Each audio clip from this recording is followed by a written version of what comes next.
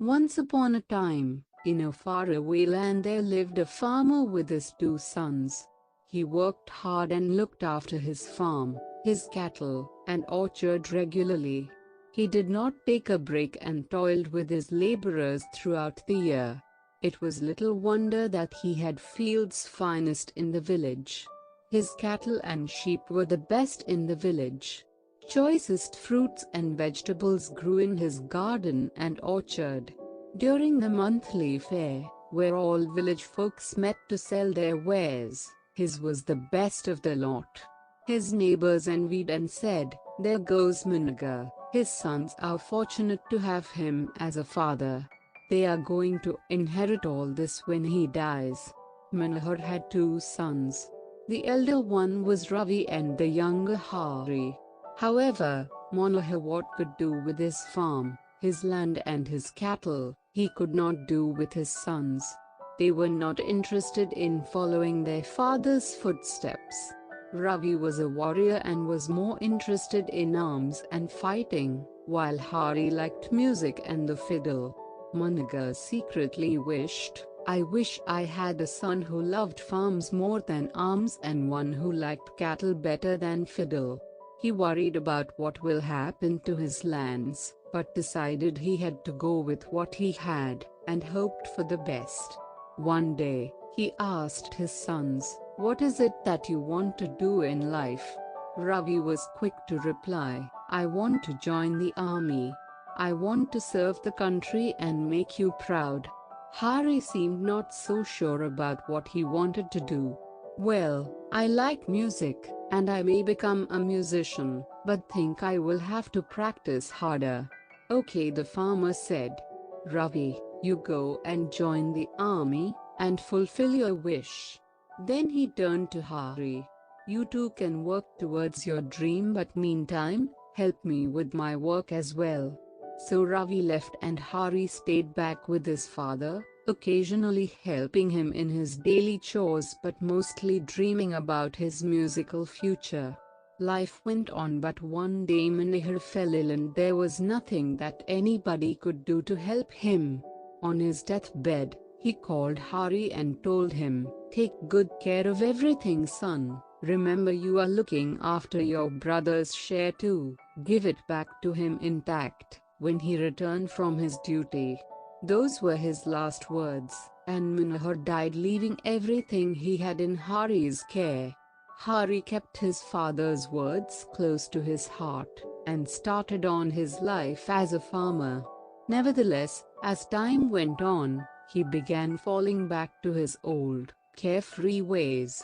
He thought, "The lands have given good crops till now, the cattle and sheep has grown and prospered well, and trees have never stopped giving sweetest fruits, so why worry? There are laborers to look after them who have been doing this for long, so they will continue to do so." He began enjoying his newfound status as master and followed his wishes more vigorously. However, hoping for things to take care of themselves was too much to ask.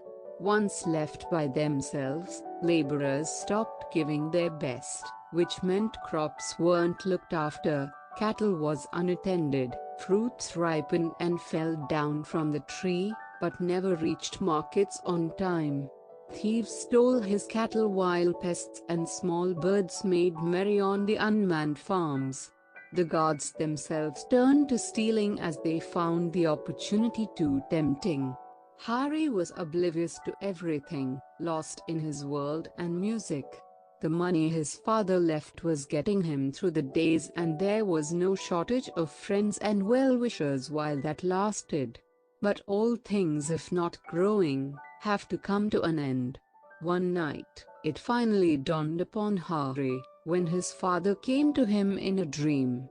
"Remember my last words, son. Remember to give your brother his share, or more if possible," was all he said.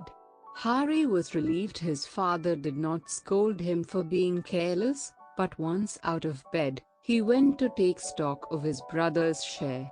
That soon turned to panic, as he learned about the real situation. The farm was nowhere near what it was when his brother left, and he had nothing, no money or accounts to show him. He thought, what will he think? He may even send me to jail. And no one can blame him for that also. Panic turning to fear, he approached his friends and well-wishers from the village. But they laughed him off, and said he hasn't come back till now, maybe he won't ever, why worry, enjoy. But Hari wasn't sure of that. He did not want his brother dead and he wanted him to come back. The thought of showing him the real situation made him panic, and he was running around in the village. His neighbors and others were having a good laugh at him. We warned you so many times. You did not look after your farm, and you always dismissed us, so now suffer. Nobody came forward to help him and they were all happy at his misery, and he couldn't blame them also for his own wrongdoings. There was one shepherd boy in the crowd, who was considered a simpleton by everybody. But only he gave something which seemed like a solution to Hari. The boy said, Master, why don't you go to the old lady on the mountains, who can do magic? Who knows, she may bring your lost fortunes back through magic.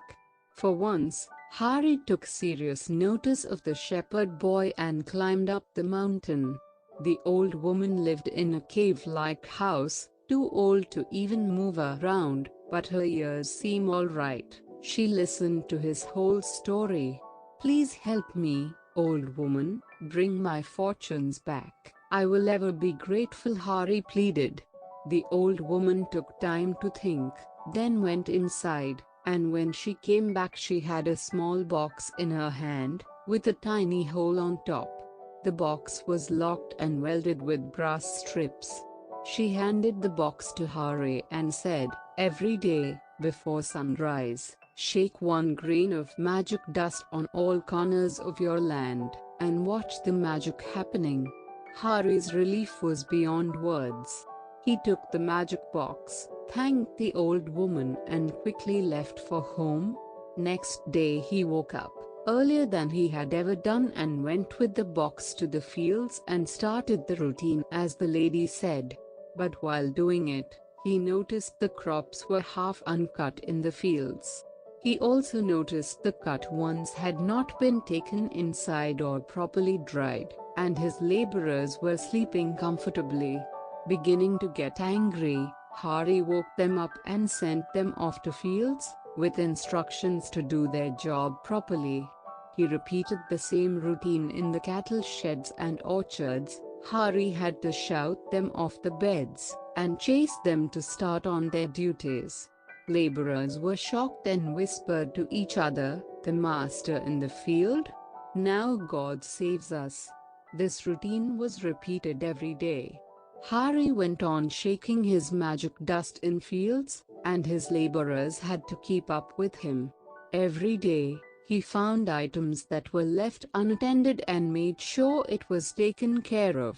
He was waiting for the magic to happen, but unknowingly he was making it happen. Within time, his farm, orchards and cattle began to prosper and seemed well on the way to the state when his father was alive. Unfortunately, his brother never came returned. He may have been killed in the war, but the good times came back for Hari.